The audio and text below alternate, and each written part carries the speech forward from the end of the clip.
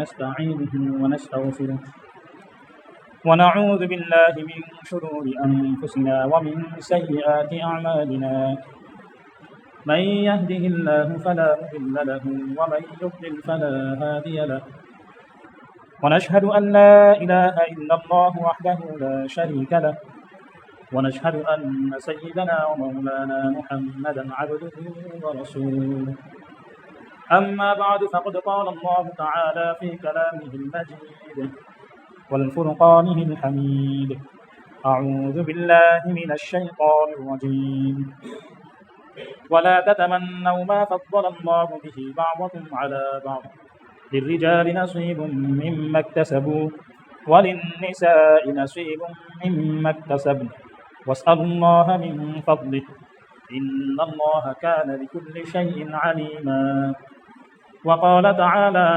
يوصيكم الله في أولادكم للذكر مثل حظ الأنثيين صدق الله العظيم وقال رسول الله صلى الله عليه وسلم إذا استأذنت أحدكم امرأتكم فلا تمنعه ولكن بيتهن خير لهن أو كما قال عليه الصلاة والسلام সম্মানিত মুসল্লিয়ান কিরাম, সর্বপ্রথম মহান আল্লাহ তাআলার দরবারে লাখো কোটি শুকরিয়া আদায় করি যে মহান রব্বুল আলামিন আমাদেরকে দুনিয়ার সকল ব্যস্ততা থেকে ফারেক করে আগে আগে মসজিদে এসে জুমার দিন আগে মসজিদে এসে বসার নামাজের প্রস্তুতি গ্রহণ করার তৌফিক দিয়েছেন। এই জন্য সকলেই শুকরিয়া আদান বলি আলহামদুলিল্লাহ। আল্লাহ তাআলা যেই বান্দাকে পছন্দ করেন, যেই বান্দাকে ভালোবাসেন, তাকে বেশি বেশি ইবাদত করার তৌফিক দান করেন, বেশি বেশি নেক আমল করার তৌফিক দান করেন। আর যাকে ভালোবাসেন না, পছন্দ করেন না, তার থেকে সিজদা করার তৌফিক উঠিয়ে নেন। এই জন্য আমরা যে ইবাদত করতে পারছি, আমরা যে নেক আমল করতে পারছি, এই জন্য সদা সর্বদা আল্লাহ তাআলার নিকট শুকরিয়া আদায় করা। সম্মানিত মুসলিম কিরাম, জুমার দিন আগে আগে মসজিদে আসার অনেক ফজিলত রয়েছে। আমি প্রতি জুমাই এই হাদিসটি আপনাদেরকে বলে থাকি, যে ব্যক্তি জুমার দিন আগে আগে গোসল করে উত্তম কাপড় পরিধান করে সুগন্ধি মেখে পায়ে হেঁটে মসজিদে আসবে, ইমামের কাছাকাছি বসবে, ইমাম কি বলেন সেটা মনোযোগ দিয়ে শুনবে, তাহলে তার প্রতি কদমে 1 বছর নফল রোজা রাখার সওয়াব প্রদান করা হয়। সুবহান। এবং সাথে সাথে 1 বছর সারা রাত নফল নামাজ আদায় করার সওয়াব প্রদান করা হয়। সুবহান। আল্লাহ তাআলা আমাদেরকে প্রত্যেক জুমার দিন এই বিশাল সওয়াবের ভান্ডার অর্জন করার তৌফিক দান করুন। সম্মানিত মুসলিম কিরাম, আমরা যদি পৃথিবীর শুরু লগ্ন থেকে এখন পর্যন্ত মানব সভ্যতার দিকে তাকাই, মানব সভ্যতার দিকে যদি দৃষ্টিপাত করি, আমাদের যেই নারী সম্প্রদায় রয়েছে তাদের অধিকার, তাদের সুযোগ সুবিধাগুলো কখনোই নিশ্চিতভাবে নির্ধারণ করা হয়নি। বর্তমান সময়ের সভ্যতার দাবিদার যারা, অর্থাৎ ইহুদি খ্রিস্টান যারা রয়েছে, যারা নিজেদেরকে সভ্য বলে দাবি করে, মুসলমানদেরকে তারা পৃথিবীর বুকে মানুষের কাছে বর্বর, সন্ত্রাস, টেরোরিস্ট হিসেবে মুসলমানদেরকে মানুষের কাছে পরিচয় করিয়ে দেয় এবং নিজেদেরকে সভ্য হিসেবে দাবি করে। এই ইহুদি খ্রিস্টানদের ধর্মীয় গ্রন্থ যদি আমরা পর্যালোচনা করি, তাহলে সেখানে আমরা দেখতে পাই যে নারীদেরকে সমস্ত জায়গা থেকে, সমস্ত বিষয় থেকে বঞ্চিত করা হয়েছে। বর্তমান যেই বিকৃত বাইবেল রয়েছে, আল্লাহ তাআলা যেই বাইবেল নাজিল করেছেন, যেই ইনজিল নাজিল করেছেন, সেটা তো খ্রিস্টান যারা রয়েছে তারা সেটাকে অক্ষত রাখেনি, বরং বিকৃত করে ফেলেছে। এই বর্তমান বিকৃত বাইবেলে নারীদেরকে ওয়ারিশ সম্পত্তির কোনো অধিকার দেওয়া হয় নাই, উত্তরাধিকার সূত্রে কোনো সম্পত্তির অধিকারী তাকে বানানো হয়নি। এমনিভাবে নারীকে কোনো সম্পদ যদি নারী উপার্জন করে, সেই সম্পদের মালিকানাও তাকে দেওয়া হয়নি, বরং ওই সম্পদের মালিক হয় তার বাবা হবে, নয়তো তার ছেলে হবে, নয়তো তার স্বামী হবে। অর্থাৎ নিজের সম্পদ উপার্জন করার পরেও সেই সম্পদের মালিক তাকে বানানো হয়নি, সেই অধিকার তাকে দেওয়া হয়নি। এমনিভাবে পারিবারিক, সামাজিক, রাষ্ট্রীয়, রাজনৈতিক সকল প্রকার অধিকার থেকে নারীদেরকে বঞ্চিত করা হয়েছে, যারা নিজেদেরকে সভ্য বলে দাবি করে তাদের ধর্মীয় গ্রন্থগুলোতে। এমনকি আমাদের এই পৃথিবীতে এমনও কিছু বিধিবিধান রয়েছে, কিছু ধর্মের বিধান রয়েছে, যেখানে স্বামীর মৃত্যুর পর নারীর বেঁচে থাকার অধিকারটুকুও নেই। আপনারা অনেকেই জেনে থাকবেন যে হিন্দু ধর্মে স্বামী যদি মৃত্যুবরণ করে তাহলে ওই স্ত্রীর বেঁচে থাকার অধিকার নেই, বরং তাকে স্বামীর যে জ্বলন্ত চিতা রয়েছে সেই চিতায় নিজেকে আত্মহুতি দিতে হতো। অর্থাৎ নারীদের বেঁচে থাকার অধিকারটুকু রাখা হয়নি। পক্ষান্তর ইসলাম রাসূল সাল্লাল্লাহু আলাইহি ওয়াসাল্লাম আসার পর সেই 1400 বছর পূর্বেই নারীদেরকে তাদের ন্যায্য প্রাপ্য অধিকার আল্লাহ তাআলা রাসূল করিম সাল্লাল্লাহু আলাইহি ওয়াসাল্লামের মাধ্যমে বুঝিয়ে দিয়েছেন। তাদেরকে সম্পদের উত্তরাধিকারী করেছেন, নিজ সম্পদের মালিক বানিয়েছেন, বিবাহের অধিকার দিয়েছেন, মতামতের গুরুত্ব দিয়েছেন, পারিবারিক দায়িত্ব তার উপর অর্পণ করা হয়েছে। বিভিন্ন ধরনের অধিকার, বিভিন্ন ধরনের দায়িত্ব নারীদেরকে দেওয়া হয়েছে। এমনকি বেশিরভাগ ক্ষেত্রে ইসলামে নারী এবং পুরুষ, মুসলিম মুমিন এবং মুমিনা উভয়ের অধিকারকে সমান রাখা হয়েছে এবং কিছু কিছু ক্ষেত্রে মুমিনা যারা রয়েছেন তাদেরকে অগ্রাধিকার দেওয়া হয়েছে। সুবহানাল্লাহ। এই অধিকার ইসলাম সেই 1400-1450 বছর আগেই নারীদেরকে দিয়েছে। অথচ বর্তমান ইহুদি, খ্রিস্টান এবং তাদের দোসর যারা রয়েছে, যারা নিজেদেরকে মুসলিম বলে পরিচয় দেয় অথচ কোরআনের বিধান তারা মানতে নারাজ, হাদিসের বিধান তাদের মানতে কষ্ট হয়, তারা নারীদের নতুন করে অধিকার নিয়ে সচেতন হয়েছে, সোচ্চার হয়েছে। অথচ ইসলাম তো এই অধিকার বহু পূর্বে, বহু আগেই তাদেরকে দিয়ে দিয়েছে। সম্মানিত মুসলিম কেরাম, মহান রব্বুল আলামিন নারী এবং পুরুষকে কিছু বৈশিষ্ট্য দিয়ে সৃষ্টি করেছেন, ভিন্ন ভিন্ন বৈশিষ্ট্য দিয়ে সৃষ্টি করেছেন, যাতে করে মানব সভ্যতা এই দুনিয়ার বুকে টিকে থাকে, প্রাকৃতিক ভারসাম্য বজায় থাকে। যদি এই বৈশিষ্ট্যগুলোকে নিশ্চিহ্ন করে দেওয়া হয়, যদি এই বৈশিষ্ট্যগুলোর উপর আঘাত দেওয়া হয়, তাহলে মানব সভ্যতা ধ্বংস হতে অনিবার্য। নারী এবং পুরুষের মাধ্যমেই মানবিক বিকাশ ঘটে, মানুষ পৃথিবীতে আসে, সভ্যতার বিকাশ ঘটে। এখন যদি নারীদের যেই মাতৃত্বের যে বৈশিষ্ট্য রয়েছে সেটাকে যদি নিশ্চিহ্ন করে ফেলা হয়, তাহলে কি সভ্যতার বিকাশ হবে? পৃথিবীতে কি নতুন করে মানুষের আগমন ঘটবে? ঘটবে না।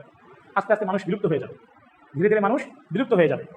তো এই প্রাকৃতিক বৈশিষ্ট্যগুলো বিবেচনা করেই ইসলাম নারী এবং পুরুষকে আলাদা আলাদা দায়িত্ব, ভিন্ন ভিন্ন দায়িত্ব এবং ভিন্ন ভিন্ন সুযোগ সুবিধা দিয়েছে। এই সম্পর্কে ইনশাআল্লাহ আমরা পরবর্তীতে বিস্তারিত আলোচনা করব। প্রথমত, মানুষের যে অধিকার রয়েছে, একজন মানুষ, সে মানুষ হিসেবে তার 5টি মৌলিক অধিকার রয়েছে। মানুষ হিসেবে কয়টি মৌলিক অধিকার রয়েছে? 5টি। 1 নম্বর হচ্ছে খাদ্য, 2 নম্বর হচ্ছে বস্ত্র, বাসস্থান, 3 নম্বর, 4 নম্বর হচ্ছে শিক্ষা, 5 নম্বর হচ্ছে চিকিৎসা। খাদ্য, বস্ত্র, বাসস্থান, শিক্ষা, চিকিৎসা। একজন মানুষ, সে হোক মুসলিম, সে হোক অমুসলিম, সে যাই হোক, সে যদি মানুষ হয় তাহলে তার এই 5টি মৌলিক অধিকার রয়েছে। এই মৌলিক অধিকারগুলো আল্লাহ তাআলা যাদেরকে দায়িত্ব দিয়েছেন, যাদেরকে কর্তৃত্ব দিয়েছেন, তারা এই মৌলিক অধিকারগুলো নিশ্চিত করবে। কোনো ব্যক্তি যদি অনাহারে থাকে তাহলে সমাজের দায়িত্ববান যারা রয়েছে তাদের দায়িত্ব হলো ওই ব্যক্তির আহারের ব্যবস্থা করা। কোনো ব্যক্তি যদি বস্ত্রহীন থাকে তাহলে তার বস্ত্রের ব্যবস্থা করা। কেউ যদি চিকিৎসার অভাবে থাকে, চিকিৎসা গ্রহণে যদি কেউ অপারগ হয়, তাহলেও সমাজের দায়িত্ব হলো ওই ব্যক্তির চিকিৎসার ব্যবস্থা করা।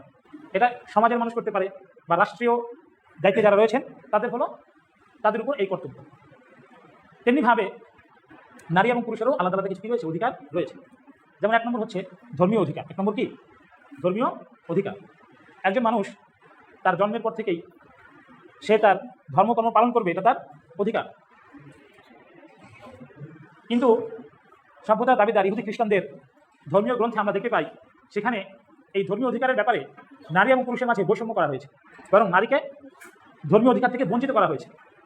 বর্তমান বিকৃত বাইবেলের বর্ণিত আছে যে যখন ইবলিস শয়তান জান্নাতের মধ্যে আদম এবং হাওয়া আলাইহিস সালামকে প্ররোচনা দিচ্ছিল, তাদেরকে জান্নাত থেকে বের করার জন্য ষড়যন্ত্র করছিল, তখন আদম আলাইহিস সালাম তিনি এই ফাঁদে পা দেননি, অর্থাৎ প্ররোচনায় লিপ্ত হননি, বরং হাওয়া লিপ্ত হয়েছে। এই জন্য নারী জাতি যারা রয়েছে তাদেরকে বাইবেলের মধ্যে শুরু থেকেই, সেই প্রথম থেকেই তাদেরকে একটা পাপাচার, গুনাহগার, পাপাচার হিসেবে চিত্রিত করা হয়েছে। যে হাওয়া আলাইহিস সালাম তিনি শয়তানের ধোঁকায় পড়েছেন, এই জন্য এই নারী জাতিকে শুরু থেকেই এই গল্পের মাধ্যমে কি করা হয়েছে? খ্রিস্টান ধর্মে তাদেরকে পাপাচারী হিসেবে চিত্রিত করা হয়েছে। অথচ কুরআন কারীমের মধ্যে এই ঘটনার ভিত্তিতে নারী এবং পুরুষকে কি করা হয়নি? আলাদা করা হয়নি, বরং হাওয়া আলাইহিস সালামের উপর কোনো দোষারোপ করা হয়নি। ইসলাম এখানে সমতা বজায় রেখেছে। তেমনিভাবে এই ঘটনার ভিত্তিতে, এই ঘটনার উপর ভিত্তি করে খ্রিস্টান ধর্মে নারীদের মতামত দেওয়ার অধিকারকে কেড়ে নেওয়া হয়েছে। সেখানে বলা আছে যে যখন কোনো সভা হবে, পরামর্শ সভা, সেখানে নারী চুপ থাকবে, বরং তার যদি কোনো কিছু বলার থাকে সে তার সভার বাহিরে সে তার স্বামীকে তা বলবে, বরং সভায় সে মতামত দিতে পারবে না। অথচ আমরা যদি ইসলাম ইতিহাস দেখি যে রাসূল করিম সাল্লাল্লাহু আলাইহি ওয়াসাল্লাম বিভিন্ন সময় তার যেই স্ত্রীগণ ছিলেন তাদের সাথে পরামর্শ করেছেন, সিদ্ধান্ত নিয়েছেন। তেমনি একটা ঘটনা হুদাইবিয়ার সন্ধির সময়, যখন রাসূল করিম সাল্লাল্লাহু আলাইহি ওয়াসাল্লাম স্বপ্নে দেখলেন যে তিনি হজ করছেন, তিনি মদিনা থেকে সাহাবায়ে কেরাম রাদিয়াল্লাহু তাআলা আনহুম তাদেরকে নিয়ে মক্কার দিকে রওনা করলেন। প্রতিমধ্যে হুদাইবিয়া নামক জায়গায় মক্কাবাসীরা এই রাসূল করিম সাল্লাল্লাহু আলাইহি ওয়াসাল্লাম তাদেরকে বাধা দিলেন, বললেন যে না, তোমরা মক্কায় প্রবেশ করতে পারবে না। সেই সময় একটা সন্ধি হলো, চুক্তি হলো। এই চুক্তিকে বলা হয় হুদাইবিয়ার সন্ধি, হুদাইবিয়ার চুক্তি। এই চুক্তিতে এমন কিছু শর্ত ছিল, এমন কিছু বিষয় ছিল যেটা বাহ্যিক দৃষ্টিতে মনে হচ্ছিল যে মুসলমানদের পরাজয় হয়েছে। যেই কারণে সাহাবায়ে কেরাম রাদিয়াল্লাহু তাআলা আনহুম আজমাইন অনেকেই একটু মনক্ষুণ্ণ ছিলেন যে আমরা কেন এই অযৌক্তিক বিষয়গুলো মেনে নিব। তারা কেউ এই জায়গা পরিত্যাগ করে মদিনায় যেতে চাচ্ছিলেন না। তো হজের নিয়ম হলো এহরাম বেঁধে কী করতে হয়, মক্কায় প্রবেশ করতে হয়, যে সীমানা রয়েছে সেই সীমানায় প্রবেশ করতে হয়, এবং হজ থেকে যদি ফিরে আসতে হয় তখন কী করতে হয়, মাথার চুল ছোট করে এহরাম ভঙ্গ করে ফিরে আসতে হয়। তো রাসূল করিম সাল্লাল্লাহু আলাইহি ওয়াসাল্লাম দেখলেন সাহাবায়ে কেরাম তারা ফিরে যেতে নারাজ, কী করবেন এখন, পরামর্শ করলেন। উম্মে সালমা রাদিয়াল্লাহু তাআলা আনহা সম্ভবত ওনার সাথে পরামর্শ করলেন যে এখন আমি কী করব। দেখেন এখানে তিনি রাসূল, আল্লাহর রাসূল, তিনি কার সাথে পরামর্শ করছেন, তার স্ত্রীর সাথে, একজন নারীর সাথে। উম্মে সালমা রাদিয়াল্লাহু তাআলা আনহা বলেন যে আপনি কি করেন, চুল ছোট করে ফেলেন, সাহাবায়ে কেরামের সামনে আপনি চুল ছোট করে ফেলেন। আপনার এই কাজ দেখে আশা করি তারা কি করবে না, আর এইখানে অবস্থান করবে না। তার পরামর্শ, উম্মে সালমা রাদিয়াল্লাহু তাআলা আনহার পরামর্শ নিয়ে রাসূল করিম সাল্লাল্লাহু আলাইহি ওয়াসাল্লাম তার চুল ছোট করে ফেললেন, অর্থাৎ ইহরাম ভেঙে ফেললেন। অথবা সাহাবায়ে কেরাম রাদিয়াল্লাহু সকলেই চুল ছোট করে ফেললেন এবং সেখান থেকে মদিনায় ফিরে আসলেন। তাহলে দেখুন, যেখানে ইহুদি ধর্ম, খ্রিস্টান ধর্ম নারীদেরকে মতামত দেওয়ার ক্ষেত্রেও বঞ্চিত করেছে, ইসলাম সেখানে মতামত দেওয়ার অধিকার তো দিয়েছেই, এবং সেটা যেন মানুষ গ্রহণ করে সেই উদাহরণও স্থাপন করে গিয়েছে। সুবহানাল্লাহ। তাহলে ধর্মীয় অধিকারের ক্ষেত্রে ইহুদি খ্রিস্টান ধর্ম নারীদেরকে বঞ্চিত করেছে, কিন্তু ইসলাম সমান অধিকার দিয়েছে। যেমন একজন পুরুষ সে যদি নামাজ আদায় করে, এবং একজন মহিলা, একজন নারী যদি নামাজ আদায় করে, এমন কোনো বিধান কি রয়েছে যে পুরুষ হিসেবে তার সব হবে এত গুণ এবং নারীর হিসেবে তার সব এতটুকু কমায় দেওয়া হবে? অথবা সে নারী এই জন্য তার সবের মধ্যে কিছুটা কমতি হবে, এবং সে পুরুষ এই জন্য তার সবের মধ্যে কিছুটা বাড়তি হবে, এরকম কোনো বিধান রয়েছে? না, বরং সমান। হজ পুরুষ করবে, নারী করবে, সমান সব। রোজা পুরুষ আদায় করবে, নারী আদায় করবে, সমান সব। কিন্তু কিছু কিছু ক্ষেত্রে নারীদেরকে অগ্রাধিকার দেওয়া হয়েছে। সুবহানাল্লাহ। পুরুষের জন্য নামাজ মাফের কোনো সুরত নেই, পুরুষের জন্য নামাজ মাফের কি নাই, কোনো সুরত নেই। যে অবস্থাতেই থাকুক, যদি তার হুঁশ থাকে, জ্ঞান থাকে, তাহলে তাকে অবশ্যই নামাজ আদায় করতে হবে।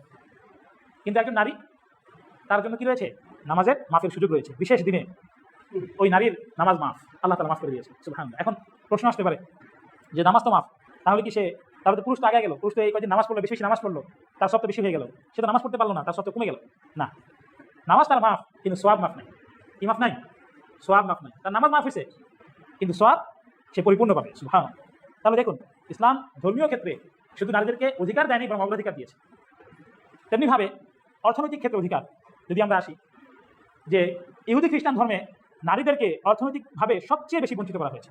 যেটা আমি কিছুক্ষণ পূর্বে বলেছিলাম, যে একজন নারী যদি সম্পদ উপার্জন করে, তার উপার্জিত সম্পদের মালিকও সে হতে পারবে না, তার কোনো মালিকানা নেই। বরং ওই সম্পদ হয় তার বাবা ভোগ করবে, তার বাবা ওই সম্পদের মালিক হবে, নয়তো তার স্বামী মালিক হবে, নয়তো তার ছেলে মালিক হবে, নারী মালিক হতে পারবে না। কিন্তু ইসলাম বলে, কোরআনে কারীমের মধ্যে আল্লাহ তাআলা ইরশাদ করেন, ওয়ালা তাতামান্নাউ মা ফাদ্দালাল্লাহু বিহি বা'দাকুম আলা বা'দ লিররিজালি নাসীবুম মিম্মা ইকতাসাবু ওয়া লিন-নিসাই নাসীবুম মিম্মা ইকতাসাবনা, যে তোমরা লালসা করো না। লা তাতামান্নাউ মা ফাদ্দালাল্লাহু বিহি বা'দাকুম আলা বা'দ, আল্লাহ তাআলা তোমাদের একে অপরের উপর যেই মর্যাদা দিয়েছেন, সেই মর্যাদার প্রতি তোমরা কি করো না, লালসা করো না, সেই মর্যাদার প্রতি তোমরা লোভী হইও না। বরং লিররিজালি নাসীবুম মিম্মা ইকতাসাবু, পুরুষ যা উপার্জন করবে, সেটা হোক সওয়াব, সেটা হোক সম্পদ, যা কিছু হোক, পুরুষ যা কিছু কামাই করবে, উপার্জন করবে, মিম্মা ইকতাসাবু, সেটা তার। লিররিজালি নাসীবুম মিম্মা ইকতাসাবু, পুরুষ যা উপার্জন করবে সেটা কি তার। ওয়া লিন-নিসাই নাসীবুম মিম্মা ইকতাসাবনা, এবং নারী যা উপার্জন করবে সেটাও কি তার। অর্থাৎ এই আয়াতের মাধ্যমে আল্লাহ তাআলা নারী এবং পুরুষের অধিকারকে সমানভাবে নিশ্চিত করে দিয়েছেন। পুরুষ যা উপার্জন করবে সেটা পুরুষের, নারী যা উপার্জন করবে সেটা কার, নারীর। এবং তিনি বলেছেন লা তাতামান্নাউ মা ফাদ্দালাল্লাহু বিহি বা'দাকুম আলা বা'দ, একে অপরের উপর যেই শ্রেষ্ঠত্ব দিয়েছি, মর্যাদা আল্লাহ তাআলা দিয়েছেন, সেটার প্রতি তোমরা কি করো না, লোভী হয়েও না, লালসা করো না। এই আয়াতের মাধ্যমে আল্লাহ তাআলা স্পষ্টভাবে একটি কথা আমাদেরকে, তার বান্দাদেরকে বলেছেন। এই যে একটু আগে যে বললাম, নারীদেরকে ধর্মীয় ক্ষেত্রে কি দেওয়া হয়েছে, কিছুটা অগ্রাধিকার দেওয়া হয়েছে। এখন পুরুষরা যদি মনে করে যে আমাদেরকে কেন দেওয়া হলো না, হ্যাঁ, এটা তোমরা করতে পারবে না। তেমনিভাবে আরও বিভিন্ন ক্ষেত্রে হয়তো আল্লাহ তার পুরুষদেরকে কিছু ক্ষেত্রে অগ্রাধিকার দিয়েছেন, নারীদেরকে, হ্যাঁ, সেখানে তার ন্যায্য অধিকার দিয়েছেন। তো সেক্ষেত্রে নারীরাও যেন কথা না বলে, হ্যাঁ, আমাদেরকে এটা কেন দেওয়া হলো না, এই কথা বলা যাবে। বরং আল্লাহ তাআলা কি বললেন, বলেন নিসাই নাসিবুম মিম্মা কাসাবনা ওয়াসআলুল্লাহা মিন ফাদলিহি, বরং মর্যাদা যদি চাইতেই হয়, মর্যাদা যদি তোমাদের লাগে, তাহলে সেটা তুমি আমার কাছে চাও, আল্লাহর কাছে চাও। ওয়াসআলুল্লাহ, আল্লাহর কাছে প্রার্থনা করো, মিন ফাদলিহি, তার থেকে তার মর্যাদা কি করো, প্রার্থনা করো। ইন্নাল্লাহা কানা বিকুল্লি শাইইন আলিমা, আল্লাহ তাআলা সমস্ত কিছু সম্পর্কে জানেন। তাহলে দেখুন, এই আয়াতের মধ্যে কিন্তু আল্লাহ তাআলা নারী এবং পুরুষের অধিকারকে সমানভাবে বণ্টন করে দিয়েছেন। তো অর্থনৈতিক অধিকারের ক্ষেত্রে নারীকে এবং পুরুষকে আল্লাহ তাআলা ন্যায্য অধিকার দিয়েছেন। কি দিয়েছেন? ন্যায্য অধিকার। এই ন্যায্য অধিকার যদি আমরা আমাদের যদি বুঝতে হয়, তাহলে আমাদেরকে ইসলামী যে পরিপূর্ণ যেই বিধান রয়েছে, সেই বিধানকে আমাদেরকে সামনে আনতে হবে। নারী এবং পুরুষ প্রাকৃতিকভাবে তাদের কিছু বৈশিষ্ট্য রয়েছে। পুরুষ স্বাভাবিকভাবে একটু শক্তিশালী হয়, হ্যাঁ, শক্ত ভারী কাজ তারা করতে পারে, কিন্তু নারীরা একটু দুর্বল হয়, হ্যাঁ, ভারী কাজ তাদের দ্বারা করা সম্ভব হয় না। এই জন্য আল্লাহ তাআলা তেমনিভাবে, হ্যাঁ, পুরুষের মধ্যে রূঢ়, হ্যাঁ হ্যাঁ শাসন করার একটা যোগ্যতা, একটা বিষয় আল্লাহ তাআলা পুরুষের মধ্যে দিয়েছেন, আর নারীর মধ্যে দিয়েছেন কোমলতা, নমনীয়তা, মাতৃত্ব। যেই কারণে আল্লাহ তাআলা নারী এবং পুরুষের ক্ষেত্র ভিন্ন করে দিয়েছেন। আল্লাহ তাআলা কোরআন কারীমের মধ্যে বলেন যে নারীদের ক্ষেত্রে পুরুষরা হলো অভিভাবক। পুরুষরা কি? অভিভাবক। অর্থাৎ নারী পুরুষের অধীনে থাকবে এবং পুরুষদেরকে কিছু দায়িত্ব দিয়ে দিয়েছেন। কি দায়িত্ব? ওই অভিভাবক হিসেবে ওই নারীর সমস্ত বিষয়ের দায়িত্ব আল্লাহ তাআলা পুরুষদেরকে দিয়ে দিয়েছেন। যেমন পুরুষ যদি পিতা হয়, তাহলে তার অধীনে যে কন্যারা রয়েছেন, সেই কন্যার দায়িত্ব পুরুষের। যদি স্বামী হয়, তাহলে স্ত্রীর দায়িত্ব পুরুষের। যদি ভাই হয়, তাহলে বোনের দায়িত্ব পুরুষের। যদি ছেলে হয়, তাহলে মায়ের দায়িত্ব পুরুষের। আর নারীর দায়িত্ব কি? নারীর দায়িত্ব হলো সে কোমল, নমনীয় হয়ে তার আগামী যে প্রজন্ম রয়েছে, ভবিষ্যৎ যে প্রজন্ম, মানব সভ্যতার যে ভবিষ্যৎ প্রজন্ম রয়েছে, তাদেরকে সঠিক শিক্ষার মাধ্যমে গড়ে তুলবে। এখন এটা শুধুমাত্র ইসলামের বিধান যে বিষয়টা এমন নয়, বরং বৈজ্ঞানিকভাবেও বিষয়টা প্রমাণিত যে একজন নবজাতক শিশুর জন্য, হ্যাঁ, একজন তার মায়ের যেই আদর, স্নেহ, এটা যতটুকু প্রয়োজন, এইটার যেই প্রভাব, এই প্রভাব অন্য কোনো মাধ্যমে পূরণ করা সম্ভব নয়। বরং একজন শিশু, সে যদি মায়ের কাছ থেকে দূরে থাকে, সে যদি পরিবারের কাছ থেকে দূরে থাকে, হ্যাঁ, চাইল্ড কেয়ার হোম, হ্যাঁ, যেমন পশ্চিমা সভ্যতায় আমরা দেখতে পাই, নারী পুরুষ সবাই কি করে, জব করে, আর তাদের সন্তান থাকে চাইল্ড কেয়ার, অথবা অন্য কোনো মেয়ে এসে বেবি সিটার, তারা এসে কি করে, সন্তানদেরকে লালন পালন করে। কিন্তু একজন মায়ের যে মমতা, সেটা তো কি হবে না, আরেকজনের থেকে আসবে না। তো যার ফলে কি হয়, এই সন্তান তার শৈশব কৈশোর, এটা সে সঠিকভাবে, তার শৈশব কৈশোরটা সে সঠিকভাবে সেটা বেড়ে উঠতে পারে না, হ্যাঁ। এবং সমাজের মধ্যে আমাদের এই বর্তমান বাংলাদেশের মধ্যে যদি আমরা দেখি, হ্যাঁ, যে বেশিরভাগ যে সমস্ত ছেলেরা বিভিন্ন সন্ত্রাসী কর্মকাণ্ডে যুক্ত হয়ে গিয়েছে, তাদের অতীত ঘাটতে দেখা যাবে যে তারা কি করে নাই, মায়ের আদর থেকে বঞ্চিত ছিল, হয়তো বাবার আদর থেকে বঞ্চিত ছিল। তো এই বিষয়, সমস্ত বিষয়কে বিবেচনা করে আল্লাহ তাআলা তো আলিমুল গায়ব, আল্লাহ তাআলা তো সমস্ত কিছু জানেন, তিনি যে বিধান দিয়েছেন সেটা আমাদের সবার জন্য মঙ্গল। তাহলে যেটা বলছিলাম যে অর্থনৈতিক অধিকার ইসলাম নারী এবং পুরুষকে ন্যায্য অধিকার দিয়েছে। অর্থাৎ প্রথমত সমস্ত সম্পদের ক্ষেত্রে নারী এবং পুরুষ সমান। সমস্ত সম্পদের ক্ষেত্রে নারী এবং পুরুষ কি সমান। পুরুষ যা কিছু উপার্জন করবে সেটা পুরুষের, নারী যা কিছু উপার্জন করবে সেটা নারীর। একজন নারী যদি সম্পদ উপার্জন করে, সেই সম্পদ তার বাবা, তার ভাই, তার ছেলে, তার স্বামী সেই সম্পদ ব্যবহার করতে পারবে না তার অনুমতি ছাড়া। সে যদি সেই সম্পদ ব্যবহারের অনুমতি না দেয়, তাহলে কারো অধিকার নেই সেই সম্পদ ব্যবহার করার, সেই সম্পদ, হ্যাঁ, খরচ করার, ব্যয় করার, বিক্রি করার কারো অধিকার নেই। শুধুমাত্র ওয়ারিশ সম্পত্তি যেটা, হ্যাঁ, যেটা উত্তরাধিকার সূত্রে প্রাপ্ত, এই সম্পদটা কি নয়, উপার্জিত সম্পদ নয়। এই সম্পদটা কি নয়, উপার্জিত সম্পদ নয়, বরং অনুপার্জিত সম্পদ। এই সম্পদের ক্ষেত্রে আল্লাহ তাআলা বলেন ইউসিকুমুল্লাহু ফি আওলাদিকুম লিযাকারি মিসলু হাযিল উনসায়াইন, যে আমি তোমাদেরকে আদেশ করছি, তোমাদেরকে ওসিয়ত করছি, নির্দেশ দিচ্ছি, ফি আওলাদিকুম, তোমাদের সন্তানদের ব্যাপারে, লিযাকারি মিসলু হাযিল উনসায়াইন, যে একজন পুরুষ দুইজন নারীর সমান হবে। এখন এই পুরো বিষয়টা যদি আমরা ব্যাখ্যা করি, তাহলে আমরা দেখব যে পুরুষকে আল্লাহ তাআলা যে সমস্ত দায়িত্বগুলো দিয়েছেন, নারীকে কিন্তু সমস্ত দায়িত্ব দেওয়া হয়নি। এখানেও অর্থনৈতিক হিসাব করলে নারীকে অগ্রাধিকার দেওয়া হয়েছে। কিভাবে? যেমন যদি ধরুন একজন ব্যক্তি মারা গেলেন এক ছেলে এবং এক মেয়ে রেখে, ওই ব্যক্তি 3 লক্ষ টাকা রেখে গিয়েছেন। কয় লক্ষ টাকা? 3 লক্ষ টাকা। এখন অথবা ধরুন 2 লক্ষ টাকা। কয় লক্ষ টাকা? 2 লক্ষ টাকা। এখন এই 2 লক্ষ টাকা এই দুজনের মাঝে, 3 লক্ষ টাকাই ধরি, তাহলে হিসাবটা সুবিধা হবে। 3 লক্ষ টাকা, তাহলে এখন ওই 3 লক্ষ টাকা ওই ছেলে এবং মেয়ের মাঝে বণ্টিত হবে লিযাকারি মিসলু হাযিল উনসায়াইনের ভিত্তিতে। অর্থাৎ ছেলে পাবে 2 লক্ষ, মেয়ে পাবে কয় লক্ষ? 1 লক্ষ। এখন এই যে মেয়ে 1 লক্ষ টাকা পেল, এই 1 লক্ষ টাকা মেয়ের খরচের কোনো কোনো খরচের কোনো কি নেই, জায়গা নেই। বরং ওই ছেলে, ওই মেয়ে যদি অবিবাহিত হয়, সে তার বোন, ওই বোনকে বিবাহ দেওয়ার দায়িত্ব কার? তার ভাইয়ের। ভাই বোনকে বিবাহ দিবে, এই বিবাহের ক্ষেত্রে 50,000 টাকা খরচ হয়ে যাবে, কিন্তু বোনের কিন্তু কি নাই, এখানে 1 টাকা খরচ করার কোনো কি নাই। ইসলাম বলে না যে তাকে খরচ করতে হবে, যদি সে খরচ করে সেটা তার ব্যাপার, কিন্তু ইসলাম বলে না তাকে খরচ করতে হবে। ইসলাম বলে ভাই খরচ করে তাকে কি দিবে? বিবাহ দিবে। তাহলে বোনের বিবাহ হলে বোন মোহর হিসেবে কি পাবে? একটা অর্থ পাবে। ধরুন 50,000 টাকা সে পেলো, তাহলে তার 1.5 লক্ষ টাকা হলো। আর ভাই বোনকে বিবাহ দিতে গেলে গিয়ে 50,000 টাকা কি হয়ে গেল? খরচ হয়ে গেল। তাহলে এখানে এখন ভাইয়েরও 1.5 লাখ টাকা, বোনেরও 1.5 লাখ টাকা। এখন ভাই নিজে বিবাহ করবে, তাকে দিয়ে মোহর দিতে হবে, সেখানে 50,000 টাকা কি খরচ। তাহলে ভাই রইল কত? 1 লক্ষ টাকা। বোনের রইল কত? 1.5 লক্ষ টাকা। যদি মা জীবিত থাকে, মায়ের ভরণ পোষণের দায়িত্ব ভাইয়ের উপর, সন্তানের উপর। হ্যাঁ, তেমনিভাবে তার স্ত্রী যে রয়েছে, সেই স্ত্রীর ভরণ পোষণের দায়িত্ব কার উপর? ভাইয়ের উপর। তাহলে এই 1 লক্ষ টাকা দিয়ে সে এই কাজগুলো করবে। আর বোনের রইল কত? 1.5 লক্ষ টাকা। এটা খরচ করার কোনো কি নাই, কোনো খরচ করার জন্য ইসলাম কোনো কি রাখে নাই, কোনো জায়গা রাখে নাই। তাহলে দায়িত্ব এবং কর্তব্য সবকিছু বিবেচনা করে আল্লাহ তাআলা যে বিধান দিয়েছেন, এই বিধানটাই হলো সহিহ এবং ন্যায্য বিধান। কিন্তু বর্তমান সময়ে আমরা ইদানিং সময়ে দেখতে পাই যে আমাদের কতিপয় বুদ্ধিজীবী সাজা নারী, যারা নিজেদেরকে মুসলিম হিসেবে পরিচয় দেয়, কিন্তু আল্লাহ তাআলার আইনকে তারা হয়তো বুঝতে চান না বা বুঝতে পারেন না। এই জন্য তারা কি করেন? সমান অধিকার দাবি করেন, যেটা সম্পূর্ণ অনৈতিক এবং অন্যায্য একটা দাবি। আল্লাহ তাআলা আমাদেরকে এই সকল কিছু বুঝার এবং সেই অনুযায়ী আমল করার তৌফিক দান করুন। আমিন।